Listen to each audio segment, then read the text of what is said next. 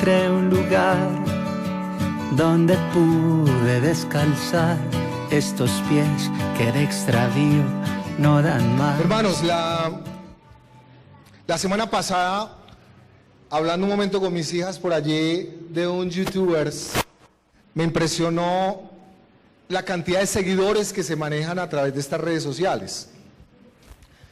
Hay un fenómeno alrededor de las redes sociales con el tema de los seguidores. Y hay de alguna manera una competencia de los representantes de las redes sociales para el que tenga más seguidores. Ellos están compitiendo con eso. Así que me di a la tarea esta semana de averiguar quiénes son los que más seguidores tienen. Y descubrí que en Instagram la que más seguidores tiene es Selena Gómez. Para los que no saben quién es Selena Gómez, es una chica, actriz, cantante de Disney y eso. Los que tenemos niñas, hijas niñas, saben quién es Selena Gómez. Me enteré que en Facebook el que más seguidores tiene es Cristiano Ronaldo. Me enteré que en YouTube hay un hombre que se llama PDP, que tiene 53 millones de seguidores. En el caso de Selena Gómez tiene 122 millones de seguidores. En el caso de Cristiano tiene 103 millones de seguidores. Y en Twitter descubrí que Justin Bieber tiene más de 100 millones de seguidores. Eso es una cosa loca. Es una locura que tanta gente se dedique a seguir a otros. Y la pelea es por los seguidores. Entre otras cosas, lo que a mí me sorprende es que la mayoría de estos personajes que tienen tantos seguidores en el mundo entero, por lo general, lo único que hablan son bobadas. Lo único que dicen son tontadas, cosas que no tienen ninguna razón de ser, pero tienen seguidores, gente que los siguen, gente que los retuitean, gente que los comparten, gentes que mantienen colocando el manito arriba, el like, todo lo que hacen alrededor de las personas estas que siguen. Y entonces pensé, oiga, ¿será que este fenómeno se vive también en la iglesia cristiana? Y entonces me di a la tarea de buscar en San Google cómo es el tema, pastores que tienen seguidores. Oiga, y hay hartos. Encontré, por ejemplo, a Joel Austin, encontré a Dante Gebel, encontré a Marcos Witt, Benny Hinn. Bueno, hay una cantidad de estos pastores que tienen seguidores de ellos. Millones y millones de seguidores. Y sabe, parece que ser seguidor de alguien o que sean seguidores de uno está de moda. Entonces me puse la tarea de mirar, bueno, ¿y cómo es el tema de ser seguidor? Y yo, ¿para qué? ¿O cómo se hace? Y en internet hay todo tipo de promoción y de formas como usted puede obtener más seguidores. Entonces la tarea aquí es ser seguidor de otros y que sean seguidores de uno como tal. Y parece que esto no se queda solo a nivel de estos personajes y a través de la lista de los millones y millones. Es que tener más de 100 seguidores es tener 2 veces a Colombia, siguiendo cada cosa, cada estornudo, cada palabra, cada grito que pegan algunos de estos personajes. Pero parece que ese fenómeno no es ajeno a la realidad de la iglesia cristiana. Estamos viviendo en este momento, curiosamente, una aparente contradicción, porque estamos viviendo tal vez en la generación que está más escéptica, por un lado, a las cosas de Dios y a la fe. Haga usted una revisión de los colegios, haga la pregunta a ver cómo le va. Ya no es como antes, hay mucho más escepticismo alrededor de la fe cristiana, pero curiosamente, al mismo tiempo, hay muchas más personas que dicen ser cristianas, que dicen creer en Jesús, ser seguidores de Jesús. Y entonces cuando usted hace el ejercicio, se va a dar cuenta que Jesús tiene muchos seguidores, muchos, en Colombia y en el mundo. Yo siempre hago un ejercicio en el colegio donde dicto clase, porque yo dicto religión, para hacerme una idea de qué tipos de fes o religiones hay al interior de los grados, y me encuentro con que hay de varios, agnósticos, ateos, católicos, hay de varios, pero entre ellos siempre hay un grupo significativo de cristianos. Entonces cuando yo les pregunto, ¿qué fe? Profe, yo soy cristiano. Profe, yo soy cristiano. Entonces yo después les pregunto, ven, ¿y a qué iglesia asistes? No, pues profe, yo fui una vez a una que queda yo no sé dónde. Ya. Ven, ¿y tú oras? Pues profe, de vez en cuando ahí. Ven, ¿y tú lees la Biblia? No, profe, yo nunca la leo. ¿Y tú te congregas fielmente y estás comprometido en la iglesia? No, profe, pero pues ahí estamos. Tú sabes, profe. Entonces yo le digo, ¿estás seguro que es cristiano? Es decir, estamos viviendo una época en la cual ser cristiano está de moda. Inclusive, un candidato presidencial dijo ser cristiano. Es más, la mayoría de candidatos presidenciales se volvieron cristianos hasta el 17 de junio.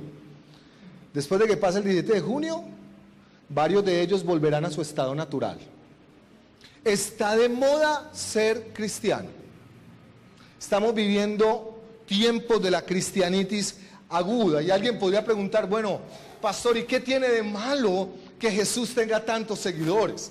¿Qué tiene de malo que tantas personas se definan como cristianas? ¿Cuál es el problema con eso? ¿A quién daña eso? Bueno, hermanos, yo quisiera decirles que sí hay un problema. Que las iglesias estén llenas, que las iglesias tengan numeroso grupo de personas. Alguien podría decir, eso es lo que queremos, que las iglesias estén llenas, que más gente ponga su fe en Jesús, que haya menos ateos. Permítame aclararle de alguna manera que ese no es el problema en sí mismo. Todos nos alegramos porque mucha gente crea en Jesús. Nos alegramos que mucha gente quiera ir a la iglesia y quiera profesar la fe cristiana. Pero la fe, la pregunta o la inquietud que asalta mi corazón es, ¿qué tipo de cristianos son esos? ¿Qué es de qué está lleno nuestro país? ¿De qué están llenas nuestras iglesias? ¿Están llenas de cristianos verdaderos, genuinos? ¿Están llenas de discípulos? ¿O están llenas de fans? ¿O están llenas de seguidores? ¿Qué estamos formando en las iglesias?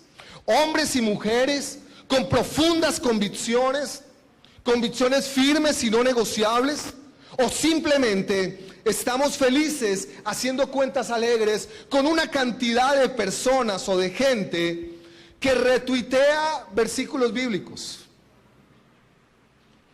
que le da me gusta a ciertas predicaciones o que le da me gusta a ciertos videos. Nos quedamos contentos con la idea de los conciertos cristianos, de los cafeconciertos, de las iglesias, de la dinámica de club social, eclesial, en el cual nos hemos montado.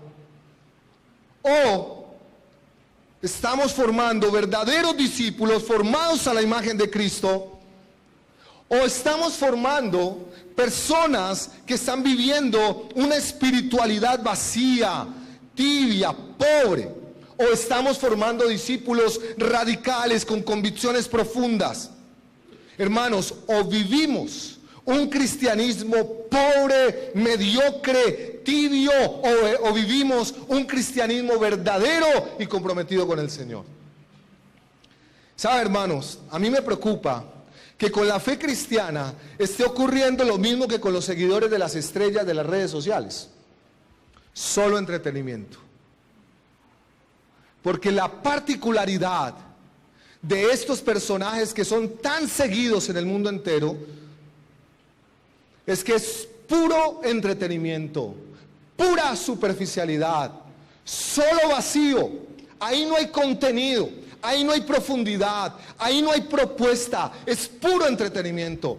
Y me preocupa en alguna manera que la iglesia esté viviendo la misma experiencia, enfrentando el cristianismo a punta de solo entretenimiento. Pero realmente no hay profundidad, sino superficialidad. Hay vacío en muchas de las experiencias de fe de muchos hermanos.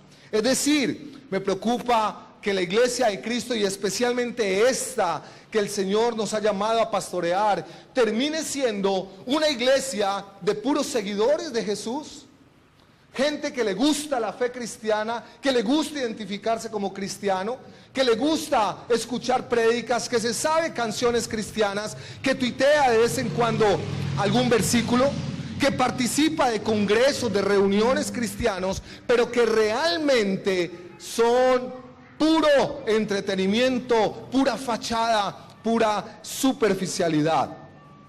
Saben, hermanos, por la cantidad de seguidores que tiene Jesús, deberíamos estar viendo cambios realmente significativos en las familias, en los individuos y en la sociedad.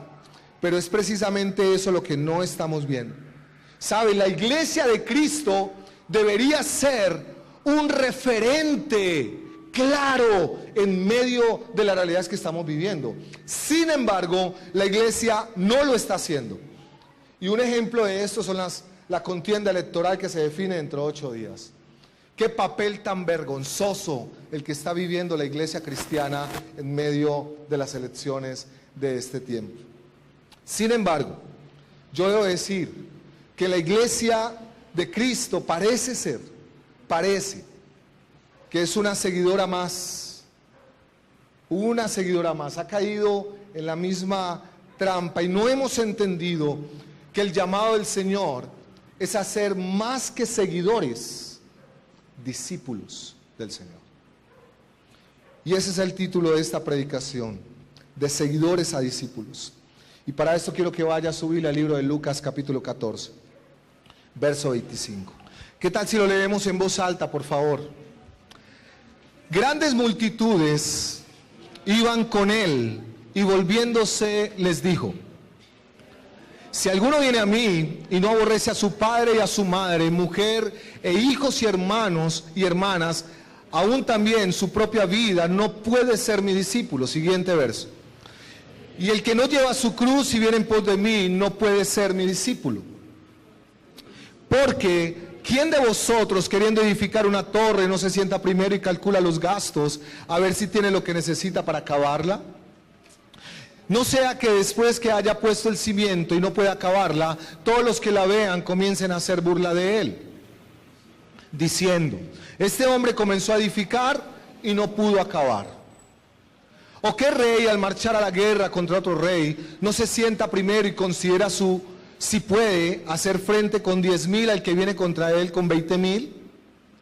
Y si no puede, cuando el otro todavía está lejos, le envía una embajada y le pide condiciones de paz. Así pues, cualquiera de vosotros que no renuncia a todo lo que posee, no puede ser mi discípulo.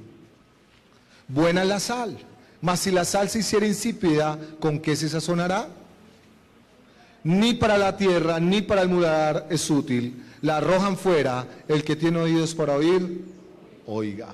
Señor, yo te suplico en esta mañana que tú hables a nuestras vidas, que tú vengas con tu fuego santo a consumir lo que tengas que consumir en nosotros, que tú vengas a abrir nuestros ojos y vengas a convencernos de nuestra realidad espiritual en este día y nos lleves y nos capacites para obedecerte y para obedecer tu palabra. Hermanos, yo quiero acercarme a este pasaje en 5 momentos. El primero, la situación. Verso 25. Dice la Biblia que grandes multitudes venían a Jesús. Otras versiones, como la traducción actual, dice que mucha gente seguía a Jesús. Es decir, si en la época de Jesús hubieran existido las redes sociales, yo creo que Jesús estaría entre los primeros, si no el primero, en tener seguidores. Dice que había una gran cantidad de personas siguiendo a Jesús, que iban tras Jesús. ¿Sabe qué es curioso acá? Que nos encontramos con un pasaje que nos lleva a enfrentarnos con una realidad similar a la que estamos viviendo en este momento en nuestra ciudad y en nuestro país. Mucha gente, muchas personas siguen a Jesús. Muchas son seguidores de Jesús. Las iglesias, muchas de ellas están llenas. Cada día hay más iglesias en Ibagué. Yo no sé si usted lo ha notado, pero uno por donde pasa encuentra iglesias y avisos de iglesia. Es una cosa impresionante. Yo que tengo acercamiento a la Asociación de Pastores, el Comité de Libertad Religiosa en el municipio, y conozco muchísimos pastores. Hace poco tuve una reunión con pastores y les puedo decir que en esa reunión habían más de 20 pastores que yo no conocía. Y cuando uno habla con ellos son nuevas iglesias y más y más y más iglesias. Es decir, nosotros estamos viviendo un fenómeno similar al que vivió Jesús en su tiempo. Muchas personas viniendo y siguiendo a Jesús. Ahora, ¿por qué buscaban a Jesús? ¿Por qué seguían a Jesús? Seguramente muchos de ellos por su predicación, otros por sus milagros, otros por las sanidades que hacía. Quizás otros lo seguían por la comida.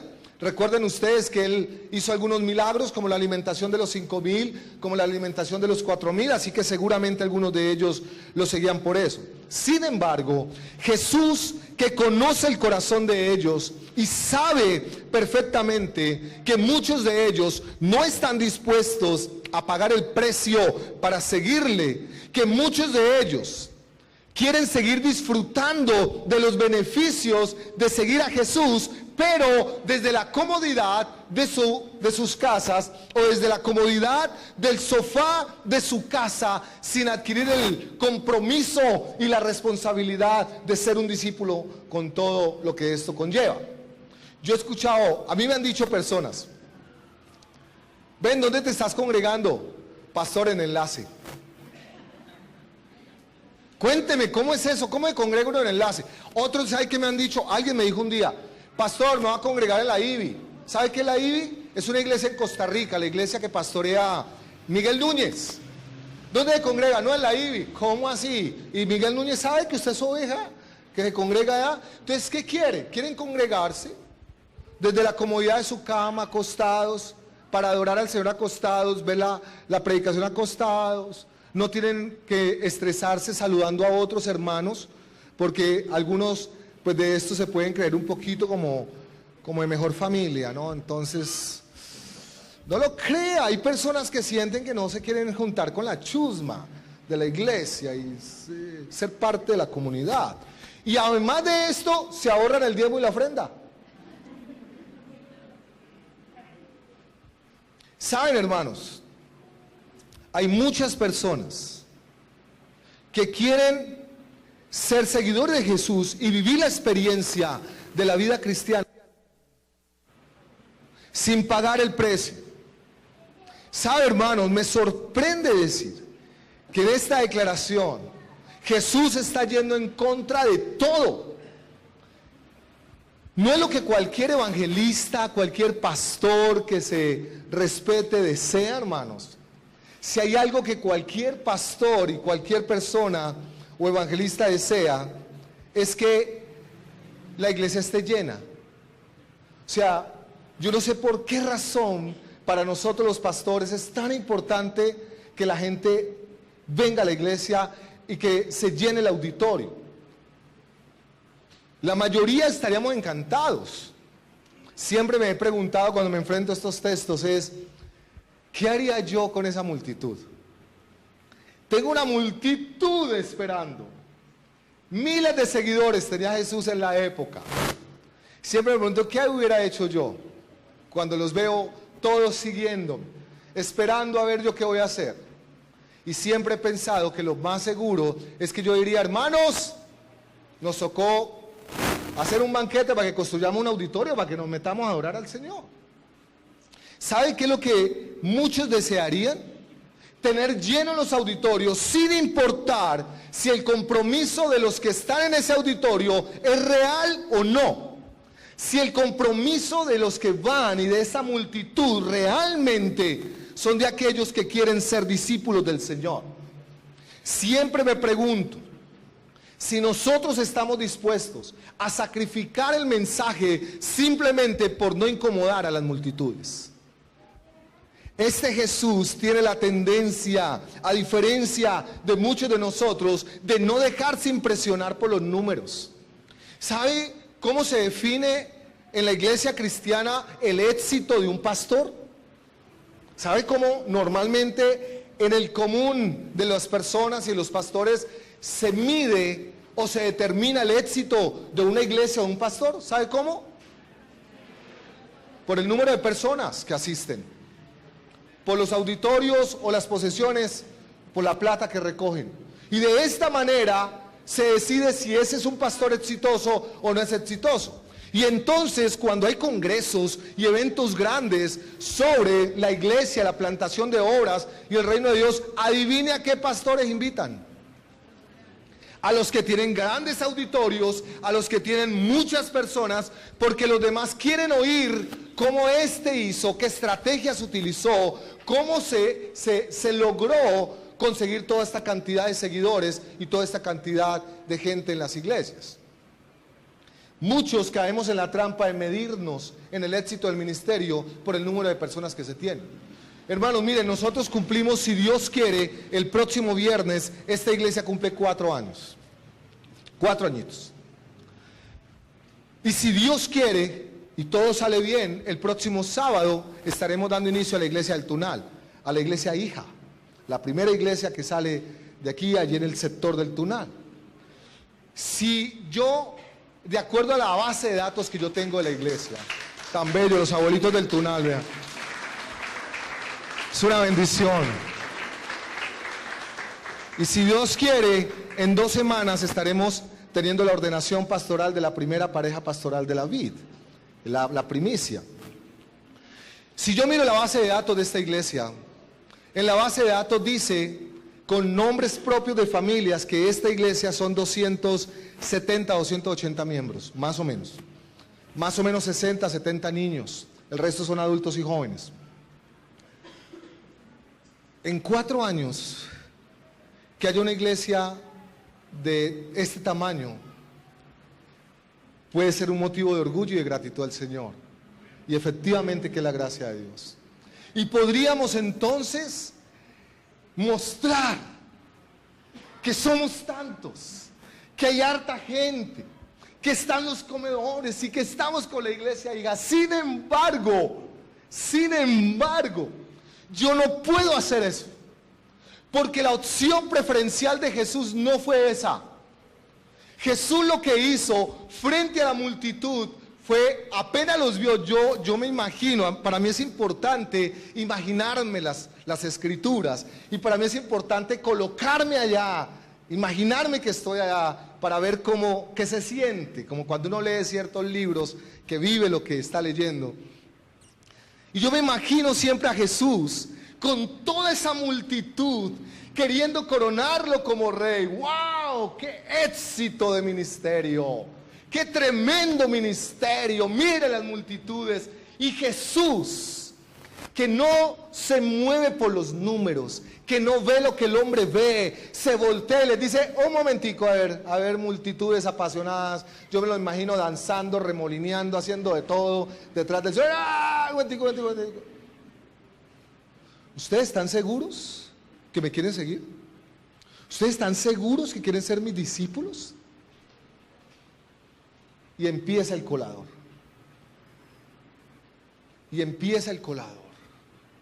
Hermanos, al Señor Jesús no le impactan los números, ni lo externo de las cosas.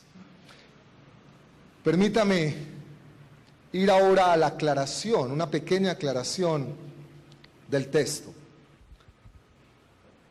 ¿Qué nos está enseñando este pasaje? No está enseñando que esto es una transacción comercial, que si yo le doy mi vida a Cristo, entonces voy a obtener la vida eterna. No, hermanos, no es una transacción. Porque la salvación es por gracia, por medio de la fe. Si la salvación depende de lo que hagamos, dejó de ser por gracia y se volvió una salvación por obras. No es una transacción. No estamos pagando la salvación a módicas cuotas de congregarme cada domingo, dar el diezmo y servir de vez en cuando. No estamos pagando por eso. Es más, hermanos, podríamos dedicarnos cada minuto de nuestra vida a amar al Señor, servir al Señor, adorar al Señor hasta el último momento de nuestra vida, y aún así no nos alcanzaría para obtener la salvación de parte del Señor. Es un acto de gracia. Tampoco nos está enseñando este pasaje que debemos abandonar a nuestros padres, Porque hay una palabra, ahorita la voy a explicar, aborrecer. Alguien podría pensar que la vida cristiana o la propuesta de Jesús es abandonar a los padres, es deshonrarlos por el simple hecho de que no son cristianos. No está diciendo que los odiemos, no está diciendo que los deshonremos, no está diciendo que seamos displicentes o que los abandonemos. Ya les voy a explicar. Tampoco nos está enseñando este texto que usted debe vender de una vez todo lo que tiene y entregarlo a los pobres y dar todo y regalar todo y repartir todo. Ahora vamos a ver de qué se trata. Y tampoco nos enseña que la cruz sea una enfermedad, o que la cruz es un hijo malcriado, o que la cruz es un problema económico, o que la cruz es el esposo, aunque algunos pudieran parecerlo, pero no. O que la cruz es un trabajo difícil, o que es algún tipo de aflicción personal. No es nada de esto, hermano. Y salvando esta aclaración, permítame ir a la lección que yo encuentro en este pasaje. Y lo primero, en el verso 26, dice el texto que el que no aborrece a padre, a madre, hermanos, hijos por causa de mí, no puede ser mi discípulo. Hermanos, esta palabra aborrecer, que suena tan fuerte y tan brusca allí, no se refiere a que debamos hacer lo que dije ahora, deshonrar, odiar, abandonar, no dignificar a los padres. No, de ninguna manera. Porque si usted mira las Escrituras, si hay algo a lo cual el Señor le da tal prioridad, es a la honra a los padres. Es más, es uno de los 10 mandamientos. Y un mandamiento que sigue vigente hasta el día de hoy. Es tan serio el tema de honrar a padre y madre, que en la ley mosaica se decía que el que no honrara a padre y a madre debía morir. Entonces no está hablando de eso. Pero cuando usted define la palabra aborrecer, usted va a encontrar inclusive en otras traducciones que se traduce como amar menos. Como amar menos. Amar menos que lo que ama Dios. No es que ame menos de lo que está amando a sus padres, no. Usted debería amar más y más a sus padres cada día. Pero lo que usted no puede hacer es amar más a sus padres que a Dios. Es amar menos a sus padres de lo que puede amar al Señor. Escuche, esta declaración que hace Jesús allí, de que deben aborrecer a padre y a madre, es escandalosa para el pueblo judío. Escandalosa para la comunidad judía. Por 2 razones principalmente. La primera, porque para los judíos la honra a los padres es quizás de las cosas más importantes. Usted va a encontrar muchos pasajes de la Biblia donde habla de la honra a los padres, de la necesidad de que los padres bendigan a los hijos, el Dios de Abraham, de Isaac y de Jacob. Es decir, para el pueblo judío, los papás son intocables, porque trae maldición el hecho de no honrarlos. Así que Jesús le diga, el que no aborrezca a su padre y a su madre, es una afirmación escandalosa para los judíos. Pero no solo eso, sino que para los judíos el concepto de familia es muy importante. Él es un Dios de familias. Es decir, para la comunidad judía, el gozo personal más grande de un judío era la familia, hacer familia. Casarse, tener hijos y formar una familia maravillosa y numerosa. Crecer y multiplicaos, les dijo el Señor. Herencia de Jehová son los hijos. Mire la paradoja con los tiempos de hoy. Mientras en los tiempos de Jesús, para el pueblo judío y hasta hace pocas décadas, para nuestra cultura, la mayor realización de una persona y el mayor gozo personal era tener familia. Era tener un esposo, tener una esposa y tener hijos. ¿Sabe qué pasa hoy? Que el mayor gozo personal de muchos no es tener una familia.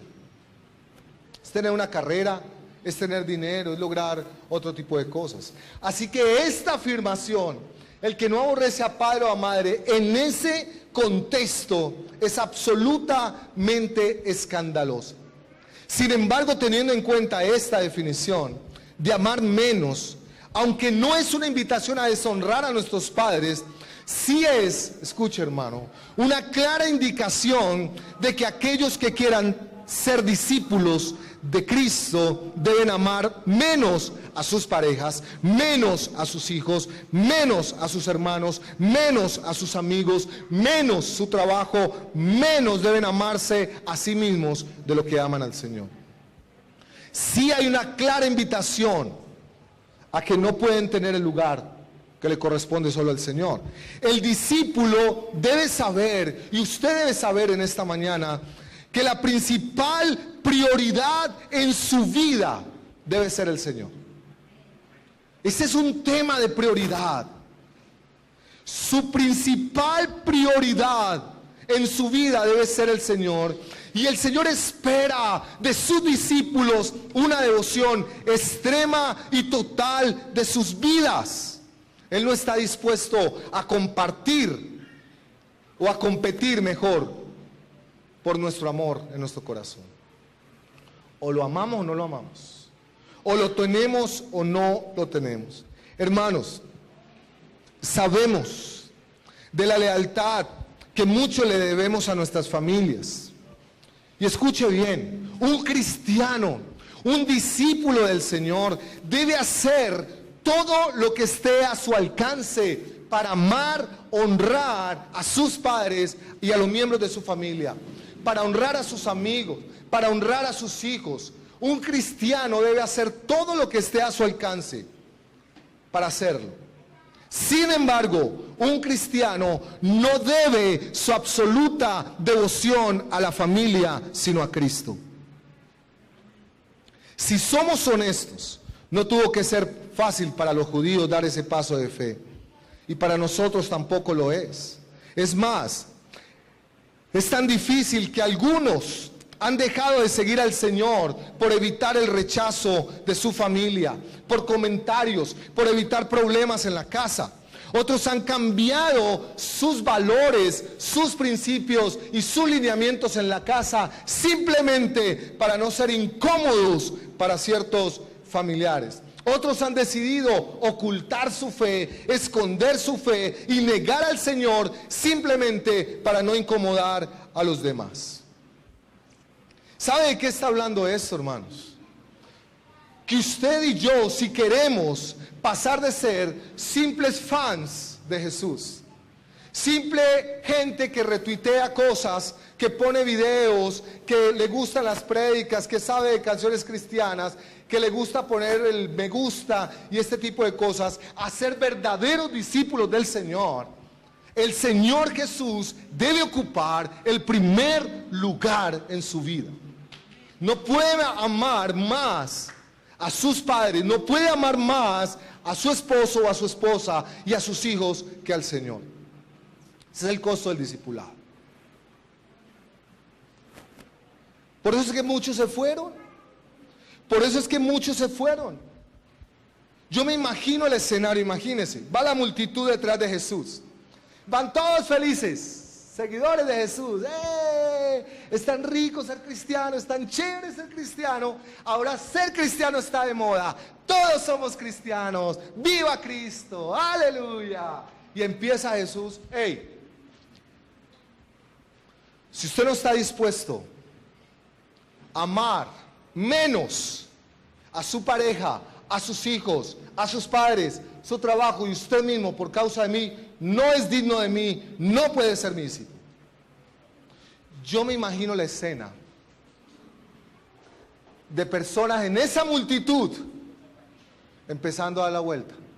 Y yo me imagino, eso no lo dice la Biblia, me imagino personas diciendo, no, ve a don Jesús de Nazaret, con mi pareja no se mete, yo lo amo, yo sé que es un hombre casado, pero es mío y solamente mío. No falta el que diga, ay, don Jesús de Nazaret, usted se metió con lo que no se podía meter. Se metió con mi mamá. Mi mamá es intocable. Se metió con mi papito y yo con mi papito, sí, con mi papito yo voy. No me sirve. Y no falta la mamá gallina, que sabemos que las hay, y los papás, que dice, ay, Dios santo, Yo me le aguanto que se meta conmigo, que se meta con mis papás, que se meta con mi familia, pero a mis hijos no me los toca. Naides. Así que don Jesús de Nazaret, quédese con su fe, porque con mis hijos no se mete. Y empezaron a irse. ¿Sabe usted que hay personas que hasta el día de hoy no se congregan, no van a la iglesia y no siguen a Cristo y no son discípulos de Cristo? No porque no crean en Jesús y no porque no quieran seguirlo, sino simplemente porque no quieren molestar a su esposo o a su esposa. Ay, es que el esposo se enoja. Ay, es que la esposa se enoja si va a la iglesia. Pues que se enoje, que se moleste, que se deprima, que grite, que llore, pero tienes que decidir amar más al Señor de lo que amas a tu esposo o a tu esposa. Hay papás que no quieren seguir a Cristo y ser fieles seguidores de Cristo porque sus hijos se incomodan. Que se incomoden. Usted tiene que tomar una decisión. Y usted dirá: pastor, usted nos está mandando a pelear en la casa. No, yo no les estoy mandando a pelear en la casa. La Biblia dice en Mateo 10:34 al 38: no he venido a que tengan paz, sino a que tengan guerra en la casa. Porque he venido a hacer disensión entre el hombre y su padre, y la hija contra su madre, y de la nuera contra su suegra. Vea que es bíblico. Y los enemigos del hombre serán los de su casa. Escuche, el que ama más a madre y padre más que a mí no es digno de mí. El que ama más a su hijo o a su hija más que a mí no es digno de mí. Y el que no toma su cruz y me sigue no es digno de mí. Vas a tener que tomar una decisión. Si la pareja que tiene no quiere amar al Señor y no quiere servir al Señor, pues que no lo haga, pero usted tiene que hacerlo. Si sus hijos no quieren amar al Señor y no quieren vivir para la gloria del Señor, que no lo hagan, pero usted tiene que hacerlo si quiere ser un discípulo del Señor. Si sus padres no lo quieren hacer, que no lo hagan, pero usted tiene que hacerlo. Vas a tener que demostrar de todas las formas posibles que el Señor tiene la prioridad en su vida, si quiere ser discípulo. Si usted quiere seguir siendo fans, yo soy fan de Jesús. Es que Jesús está en play. Vamos un like para Jesús. ¿Qué lugar está ocupando Dios en su vida? ¿Son más importantes sus padres? ¿Son más importantes sus hermanos? ¿Son más importantes sus hijos? Si Jesús no tiene el primer lugar en su vida, usted no puede ser discípulo de Jesús. Usted es cualquier otra cosa, pero no es discípulo de Jesús. Usted jamás podrá ser un cristiano verdadero si Jesús no tiene la prioridad en su vida. No lo trate de maquillar, hermano. No lo intente. O eres o no eres. Y le quiero decir algo. Lo escuché, lo leí de un predicador de los que a mí me gustan, que dice: ser discípulo de Cristo te va a costar mucho. No serlo te va a costar más. Ser discípulo de Cristo te va a costar mucho. Yo necesito decirle, hermano, en esta mañana, aquellos que quieren pasar de ser fans a convertirse en discípulos fieles de Cristo van a tener problemas. Por eso es una falacia, una mentira atroz lo que dice un grupo religioso por ahí: pare de sufrir. Falso, falacia. La vida cristiana te va a costar todo, hermanos, todo. La vida misma, si es necesario. Su lealtad al Señor debe estar por encima de su lealtad a la familia, por encima de su lealtad a sus amigos, por encima de su lealtad a todo lo que tiene. Aún si se trata de una lealtad tal que no permite rivales de ningún tipo, ni siquiera usted mismo. Ahora, en el verso 27 dice que el que no se niegue a sí mismo y tome su cruz, no puede ser su discípulo. Ya vimos ahora que no era la cruz, pero permítame recordarle que es la cruz, y permítame hacerlo con una frase del pastor Sugel Michelin. Abro comillas: cuando Jesús llevó su cruz hasta el Gólgota, dice él, para ser crucificado, nadie pensaba en la cruz como un símbolo de llevar una carga. Escuche eso. Póngase en el primer siglo, en los tiempos de Jesús.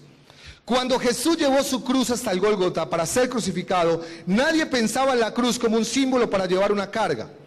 Para una persona del primer siglo, la cruz significaba una cosa y una cosa solamente: la muerte de la manera más dolorosa y humillante que un hombre pudiera experimentar. Por eso es que no es, estoy llevando mi cruz, no, un jefe que es terrible, es una cruz. No, un hijo que está en tal problema es una cruz. No, un marido que es horrible es una cruz. No es nada de eso. A la luz de esto, llevar la cruz significaba el escarnio público, las burlas, los comentarios, la deslealtad, el sufrimiento, la humillación, el sacrificio, el escándalo, la muerte misma, la entrega absoluta, hermano. La cruz, imagínense el escenario del primer siglo. La manera como mataban a algunos delincuentes era ponerlos a caminar como lo hizo Jesús con la cruz, luego colgarlos y dejar que murieran allí. Cuando Jesús le dice a sus discípulos: el que no lleva mi cruz, ¿qué cree que se está imaginando? ¿Qué cree que están imaginando los discípulos del primer siglo? Si no es ellos mismos caminando por las calles, llegando hasta el lugar de la calavera para ser crucificados y morir por causa de Cristo. Es estar dispuestos a morir, hermanos. Permítame decirlo con una frase del reverendo John Stott: si quieres vivir una vida fácil, una vida cómoda, hazte cualquier cosa menos cristiano. Pastor, queremos que la iglesia crezca, no que disminuya. Ahórrese esos comentarios. Escuche, si quieres vivir una vida fácil y una vida cómoda, hazte cualquier cosa menos cristiano. Si quiere entretenimiento, la iglesia cristiana no es opción. La vida cristiana, dice John Stott, es difícil, pero permítame aclarar esto. La razón por lo que es difícil no es porque no podamos experimentar gozo aún en medio de la tribulación, o porque el cristianismo en sí mismo no sea una experiencia de plenitud y de gozo permanente. Permítame tomar las palabras entonces de John Piper para ilustrar este punto. Mira lo que dice John Piper. La razón por la cual es difícil no es que Jesús sea un amo de difíciles tareas, sino porque el mundo es un lugar en el que es difícil disfrutar de Jesús por encima de todo lo demás. ¿Por qué es tan difícil ser cristiano? ¿Por qué es tan difícil tomar la cruz y seguir? ¿Por qué es tan difícil ser discípulo verdadero de Cristo? Porque estamos peleando contra una cantidad de cosas que quieren ocupar el lugar de Jesús en nuestra vida. Porque nosotros mismos, nosotros cantamos ahora el centro de todo de Jesús. Yo les voy a confesar que hay ciertas canciones que yo no las canto como las ponen ahí. Aquí hay una cantidad de canciones que no cantamos, que las sacamos, porque son centradas en el hombre, no glorifican al Señor y bueno, todo lo demás. Y las que tenemos, las revisamos constantemente. Hay algunas que yo las canto con cuidado. Por ejemplo, el centro de todo es Jesús. A mí me gusta la canción, pero no la canto así. Yo la canto es: Señor, yo quiero que tú seas el centro de todo en mi vida, porque no lo eres. Yo quiero, Señor, antes de que empiecen el estribillo, yo antes de eso, como ya me sé la canción, entonces yo antes de eso digo: Señor, lo que voy a decir ahora es mi oración, que desde mi ser hasta el cielo tú seas el centro, tú seas lo más importante. Lo difícil de la vida cristiana y de ser discípulo del Señor en medio de este tiempo es que nos amamos demasiado. Es porque tenemos un corazón que constantemente quiere idolatrar a lo que no es Dios mismo.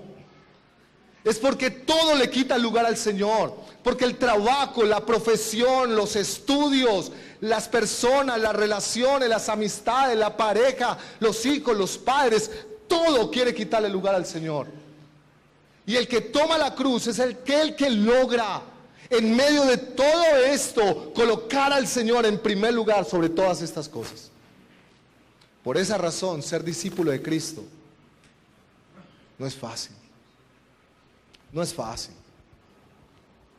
Yo estoy seguro que algunos hermanos hoy no vinieron porque están adorando en el estadio. Seguramente llegaba al Tolima a las 10:30. Seguramente algunos hermanos pensaron que era más importante ir a recibir al Tolima que venir a adorar al Señor. Eso demuestra un poco, si es así, ¿no? Ojalá que no. Pero si es así, eso demuestra un poco dónde está su corazón. ¿Quién ocupa el primer lugar en su vida? El problema, dice Piper, más profundo tiene que ver con el pecado. Consiste en un intercambio suicida de algo que tiene un valor y una belleza infinitos por algo sustituto, inferior y fugaz. Cambiar a Cristo, que tiene trascendencia eterna, por cosas efímeras, fugaces, que no sacian. Y yo necesito recordarle lo que dice Jeremías 2, versos 12 y 13. Escucha el profeta, como si lo estuviera diciendo para nuestra nación y para nuestra iglesia. Espantaos cielos sobre esto y horrorizaos. Desolaos en gran manera, dijo Jehová, porque dos males ha hecho mi pueblo. Me dejaron a mí fuente de agua viva y cavaron para sí cisternas rotas que no tienen agua. Olvidamos que las cosas creadas no pueden ser satisfactorias más que el Creador. ¿Sabe qué hemos hecho? Hemos dejado a la fuente de la gracia, a la fuente de la plenitud, del gozo, de la transformación, para hacer cisternas rotas. Y construimos cisternas que no dan agua, que no sacian, que no tienen la posibilidad de saciar, hermanos. No sacian. Y entonces cavamos cisternas alrededor de los hijos, esperando ser saciados y ser transformados y experimentar gozo a través de ellos. Cavamos cisternas alrededor del esposo, de la esposa, alrededor del trabajo, alrededor del dinero, alrededor de todo lo demás. Y el Señor allí diciendo, nada de esto te va a satisfacer. Nada de lo creado tiene el poder de satisfacer el corazón del hombre. Él es la plenitud de aquel que todo lo llena en todo, hermanos. Por esa razón es que nos decepcionamos todo el tiempo con todo. ¿Cuántos de ustedes se han decepcionado de sus hijos? No levante la mano, no la levante. Menos si tiene a su hijo por ahí cerca. Y se decepciona. Y uno espera, y espera tanto de ellos. Cisternas rotas. ¿Cuántos de ustedes se han decepcionado de sus padres? No los miren ni de reojo. Yo tengo a mis papás acá. ¿Cuántos se han decepcionado a su esposo? Ahí sí levante la mano. De la esposa, del trabajo, del dinero. ¿Se dan cuenta el escándalo que hay en Estados Unidos por los suicidios que han pasado estos días? Se suicidó uno de los chefs más famosos. Se han suicidado un poco de gente. Uno de los, ¿cómo se llaman estos? Uno joven. Joven, no, sí, un muchacho. ¿Cómo? Un DJ, así no se llama, ¿no? Un DJ famoso. Y uno diría, ¿qué les falta? Tienen dinero, tienen plata, tienen fama, tienen poder. Cavaron cisternas rotas. No tiene la capacidad de satisfacer el alma del ser humano que fue creado desde la eternidad para satisfacerse solamente en Él. Solamente en Él. Por eso es difícil ser cristianos, por tratar de apartar las cisternas rotas para beber exclusivamente de aquel que es la fuente de agua que salta para vida eterna. La plenitud de aquel que todo lo llena en todo. Yo soy, dice el Señor. Yo soy el pan de vida. El que a mí viene no tendrá hambre, y el que en mí cree no tendrá sed jamás. Somos llamados a tomar la cruz y a seguirle. Y las implicaciones prácticas es que si queremos ser discípulos verdaderos y no simples fans y seguidores, debemos sacrificar, si es necesario, relaciones, ganancias, tiempo, comodidad, descanso, costumbre, para servirle al Señor. Yo me gozo, hermanos, de muchachos como Sebastián, que está acá. Un muchacho que podría estar soñando con ser el abogado, el ingeniero y tener toda la plata del mundo para irse en yates por ahí, y ojalá lo tenga. Pero ¿sabe cuál fue su opción de vida? Irse a estudiar a un instituto bíblico para servirle al Señor como misionero. ¡Qué belleza! ¡Qué belleza! ¡Qué belleza! Sacrificando su vida, su tiempo, relaciones, posiblemente otro nivel de vida por servir al Señor. Necesitamos más discípulos así. Necesitamos menos que cuando ponemos las prédicas digan: pastor, bien, pastor, te la voy a compartir, pastor, me voy a robar el tweet, voy a retuitearte. Hermanos, somos llamados a reconocer que somos pecadores, merecedores del juicio de Dios. Debemos reconocer nuestra bancarrota, que implica dejar nuestros intereses, anhelos, deseos, y abrazar los anhelos y los intereses del Señor solamente. Y por último, el texto habla de renunciar. El que no reparte todo lo que tiene. Hablábamos ahorita anteriormente que no necesariamente es una invitación a vender todo de una vez, pero renunciar a todo significa que todo lo que tenemos debe estar dispuesto para Jesús. Renunciar a todo, hermanos, es que su tiempo no es su tiempo, su dinero no es su dinero, sus carros no son sus carros y sus casas no son sus casas. Y no estoy hablando de caer acá en la manipulación absurda en la que han caído muchas iglesias, que han manipulado y se han robado la plata de los hermanos. No estoy hablando de eso. Estoy hablando de que ser discípulo del Señor implica que usted no se manda solo con su plata, que usted no se manda solo con sus bienes, porque no son suyos, son de Él, le pertenecen a Él. Ese es otro grupo que yo me imagino que venía ante la multitud. El que no venda sus propiedades, todo lo que tiene, y lo dan a los pobres, no pueden ser mis discípulos. Y siguió. Así como dice por ahí una frase: les dejo esto y me retiro lentamente. Y yo me imagino a más de uno: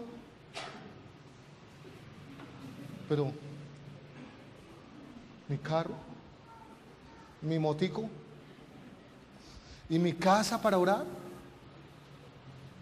para la obra del Señor, y mi tiempo de descanso para ir a Nazaret, para ir a predicar el evangelio a otro lado. No. Me escribió ayer el misionero de México. Viajamos en 15 días, si Dios quiere, para México, a las montañas de México, a hacer misiones. Me mandó la agenda. Nosotros vamos a durar como unas 16, 18 horas viajando para llegar hasta las montañas. Me escribió y me dijo: llegas el lunes y el martes viajamos madrugados 4 o 5 horas hasta la montaña. Vamos a trabajar todo el día con ellos, luego al otro día todo el día con ellos, 2 talleres todo el día, los 2 días, luego llegamos, nos venimos en la noche, llegamos el miércoles, en la mañana van a descansar un momentico porque en la tarde van a predicar en unas iglesias, luego el jueves se van madrugados para la montaña otra vez, 3 o 4 horas, van a estar todo el día. Hasta la noche hay predicación, luego hay taller todo el siguiente día van a predicar en la mañana en una iglesia, en las tardes van a predicar en otra. Y me escribió: por favor traiga impermeable porque está lloviendo mucho. Entonces yo le escribí: ¿qué es para ti un impermeable? Porque yo de pronto es otra cosa. Entonces me dijo: que se traiga algo con que cubrirse porque está lloviendo mucho en la montaña. y que tiembla por ahí y todo. Y yo pensé, pues, para Jair sería una buena experiencia que fuera.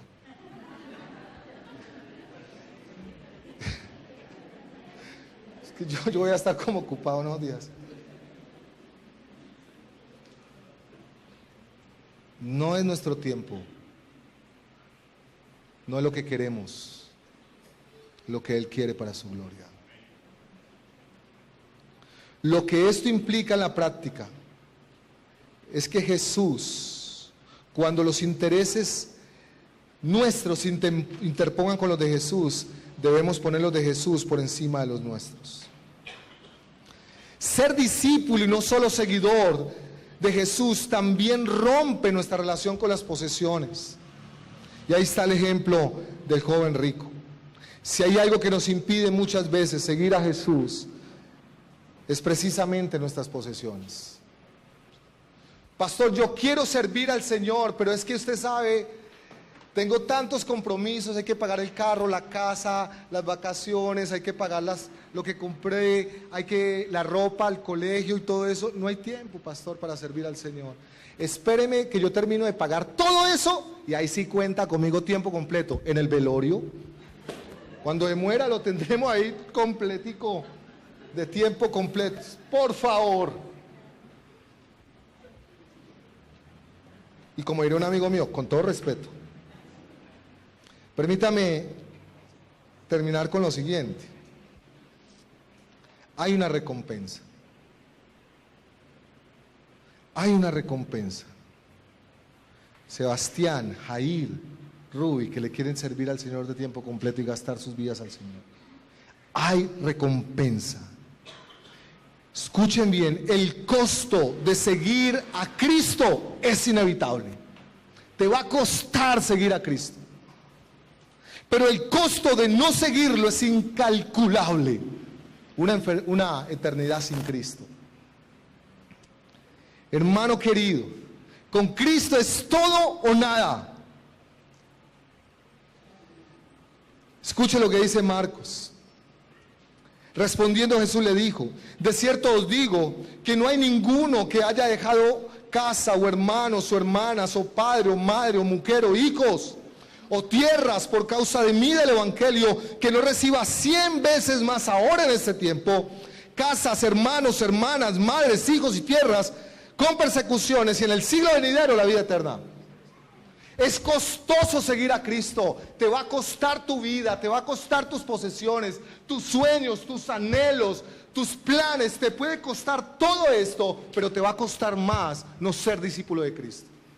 Y si eres discípulo del Señor, y si te sales de la pasividad, de la tibieza, de ser un simple seguidor, un fan de Jesús, para volverte un discípulo del Señor, ten la absoluta seguridad que el Señor al que invita le paga. Él recompensa a sus hijos. Le decíamos a Ruby y a Jair en esta semana cuando nos reunimos: tengan la plena seguridad que si el Señor los está llamando al santo ministerio, Él les va a pagar, Él va a proveer. Cada vez que decidas por el Señor, Él va a proveer. Te va a costar, hermanos, te va a costar. Va a implicar que se dañen relaciones. Mantenerte fiel a Cristo, a su propuesta, a su evangelio y a su reino, te va a costar. Pero no tienes otra opción. O decides amar al Señor o decides no amarlo. No hay puntos medios. Recuerde lo que dice Apocalipsis: por cuanto no eres ni frío ni caliente, sino tibio, te vomito de mi boca. Dura palabra, ¿no? Hermano querido, tenemos que despertar. Tienes que amar al Señor por encima de los padres. Por no incomodar a los papás, por no incomodar a la familia, no puedes vender ni transar los principios del Señor. Ni la palabra del Señor. Yo le he dicho a mis hijas yo les he enseñado que tienen que obedecer a sus padres. ¿Quién más le enseña a los hijos a honrarlos si no son los padres? Yo les enseño a ellas que nos honren, que nos obedezcan en todo. Pero saben, también le he dicho a mis hijas: ustedes están autorizadas a no obedecerme y a rebelarse contra mí el día que yo les obligue o les esté exigiendo hacer algo que va en contra de la palabra. Ese día sí.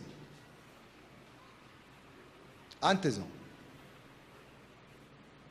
A nosotros nos gustan que nos obedezcan, ¿no? El Señor también. Yo les decía esta mañana, como esta generación es diferente a la nuestra todo era más fácil, porque el papá le decía a uno, haga tal cosa, y uno hacía. Y uno no se atrevía a voltear la cara, ¿sí o no? Uno volteaba la cara cuando le daba la espalda a él, y volteaba los ojos, porque donde él lo viera uno volteando la cara. Pero las generaciones nuestras son diferentes. Hazme un favor, tiende la cama. ¿Y por qué? Porque es que ahora la generación nuestra nos toca argumentarle a los hijos por qué obedecernos en todo. Entonces uno tiene que prepararse con una andanada de argumentos para que simplemente obedezcan. Y yo le digo, porque sí ya. Pa, eso no es una respuesta. Eso es un argumento. Tiende la cama y ya. Pero ¿por qué habría que tenderla? Si igual yo me voy a volver a acostar en la noche. Y a uno le van dando ganitas de cogerlos y tender la cama con ellos. Ahora, eso no pasa en mi casa. Eso me lo contó una familia de la iglesia. Hay una recompensa. Te va a costar muchas cosas. Yo conocí al Señor a los 19 años. Tenía un grupo de amigos desde los 13 años. Todos los días nos veíamos, todos los días. Tomábamos cervecita, hacíamos muchas cosas todos los días. En el Can de la Pola nos las pasábamos todos los días sentados allí. Cuando conocí a Cristo y supe lo que era de ser discípulo del Señor y que habían ciertas cosas que ya no podía hacer, con dolor en mi alma decidí amar al Señor y decidí terminar esa relación de amistad porque no me estaba conviniendo. Y yo puedo decirle, hermanos, 22 años después, que el Señor es fiel. Él me ha dado muchos más amigos en este tiempo, en estos 20 años. Él es fiel. Él es fiel. Cuando trabajaba en Carvajal tenía mercaderistas a mi cargo. Yo siempre trabajé con puras mujeres. Y en una época en que estaba soltero, sin novia,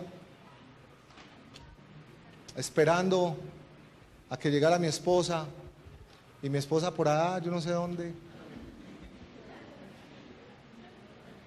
Fui a visitar una ciudad donde yo tenía que visitar para ver el trabajo de las mercaderistas, y un día en la oficina, estando solos, la mercaderista literalmente se me vino encima a besarme y bueno. Yo estaba soltero, no tenía novia, y yo recuerdo que en ese momento yo me acordé de José. Y aquí no hay más que huir. Y yo la cogí a ella y le dije, mira, no puedo hacerlo porque amo al Señor. Porque la palabra de Dios no me permite hacer esto. Y porque me estoy guardando. Y la cogí, la quité, salí corriendo y cerré la oficina y me vine para Ibagué. Y dígame si no me recompensó 100 veces más con esta esposa. Hace 14 años renuncié a la empresa, al cargo que tenía y a las comodidades que tenía, para venirnos y lo dejamos todo. Todo se quedó allá. Lo único que me traje de Medellín fue a Nacional, de resto todo se quedó allá. Yo le puedo decir, hermanos, y le digo a Jair y a Ruby, a Sebastián y a cualquier otro que haya en este auditorio, que tiene en su corazón servir al Señor, Danielita, que también tiene en su corazón hacerlo, jamás les faltará nada. El Señor les dará 100 veces más. Y quiero recordárselo, Ruby, Jair, Sebastián, Danielita y cualquier otro que haya en este lugar que quiera servir al Señor. No hay cargo, posición más honrosa que ser un misionero y un siervo de Dios para la gloria de Él. Nada se compara con esto. Puede ser de las posiciones, de las profesiones más por debajeadas en este mundo. Estamos al mismo nivel de los políticos. Nos desprecian, estamos en la condición de ladrones, de pícaros y todo lo demás. Pero delante de Dios no hay posición más honrosa. El mayor sueño de mi vida es que una de mis hijas o las dos me diga: quiero ser misionera, quiero ser esposa de un misionero, quiero ser esposa de un pastor, quiero ser esposa de alguien que dedique su vida al Señor. Qué honra más grande que es. Dios suple y Dios recompensa a los discípulos que pagan el precio de seguir a Cristo. Y quiero leerles para terminar. ¿Quién es nuestro mayor ejemplo? Yo no soy ejemplo. Yo no soy ejemplo, y lo digo honestamente. Cuando yo me examino a la luz de las Escrituras, yo soy un seguidor que está queriendo dar pasos hacia ser un discípulo del Señor. Pero permítame terminar recordándole quién sí es el mayor y más grande ejemplo para nosotros, al único que debemos mirar todo el tiempo, puesto los ojos en Jesús. Escuche lo que dice el reverendo John Stott en su libro Cristianismo Básico, páginas 131 y 132. Escuche. Indudablemente, esta es la razón por la que, refiriéndose a la renuncia que él exige, habla de tomar la cruz. No pide más que lo que él mismo dio. Escuche esta belleza, hermanos. Pide una cruz por una cruz. Y no debemos seguirle por el provecho que podemos sacar con ello. No por lo que podamos dar si somos sus discípulos, sino preeminentemente por lo que Él dio. Él se dio a sí mismo.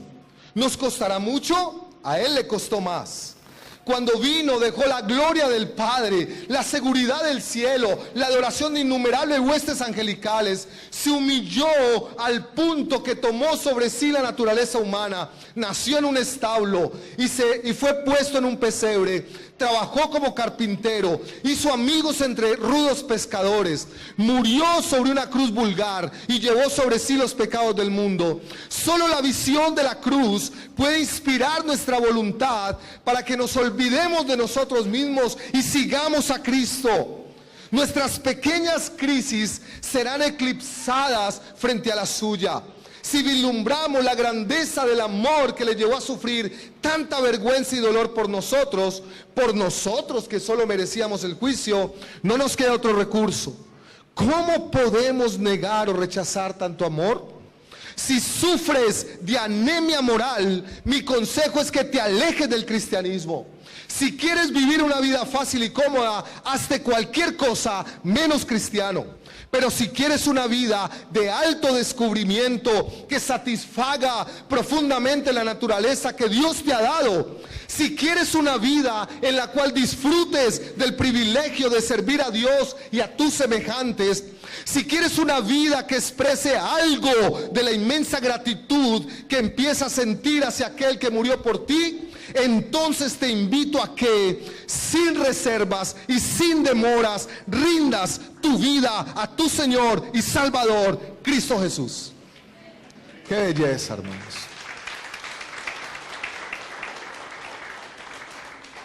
Quisiera decir que yo lo escribí, pero no, fue John Stott. Yo le animo, hermano. Deje de ser fans.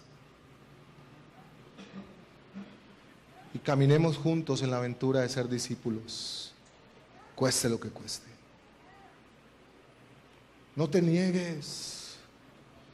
Los que saben en este lugar que tienen un llamado a servir al Señor, confíen en el Señor y por fe entréguenlo todo por la causa de Cristo.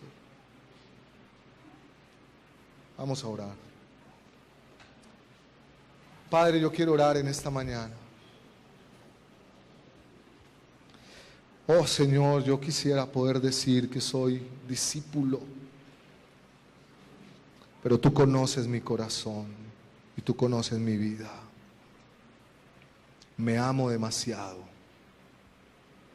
Me importa demasiado, o mejor, en muchos momentos ha sido más importante para mí mis hijas, mi esposa, mi familia, que tú, Señor, y que tu reino. Yo quisiera decir, Señor, que he tomado la cruz, pero no es cierto. No me gusta lo oprobio, no me gusta la vergüenza, no me gusta el dolor. Yo quisiera decir que me he negado cada día, pero tampoco es cierto, Señor. Me he negado algunas veces, pero la mayoría de veces no me quiero negar. Señor, yo te pido que tú obres un milagro por la acción de tu Espíritu Santo en medio nuestro. Que esta iglesia La Vid, tú nos libres de convertirnos en una iglesia de fans y de seguidores del entretenimiento cristiano. Y te suplico que nos lleves a ser discípulos verdaderos, de esos que tú no te avergüenzas. Señor, es posible que haya temor en algunos de nosotros a vivir esta experiencia de fe. Yo te suplico, Señor, te ruego que hagas un milagro hoy, que traigas una convicción por tu espíritu a nuestro espíritu del llamado tuyo, costoso, pero hermoso, de ser discípulos tuyos. Quita los temores, quita la tibieza y llévanos a hacer lo que tú quieres. Bendice a mis hermanos, guárdales, llévales con bien, que el Señor les bendiga y les guarde, que Él haga resplandecer su rostro sobre sus vidas, que sobre ustedes se extienda su misericordia, que les dé paz, y que en esta semana y las semanas que vienen el Espíritu Santo les redarguya y les capacite para salir de ser seguidor a ser un discípulo comprometido del Señor. Amén.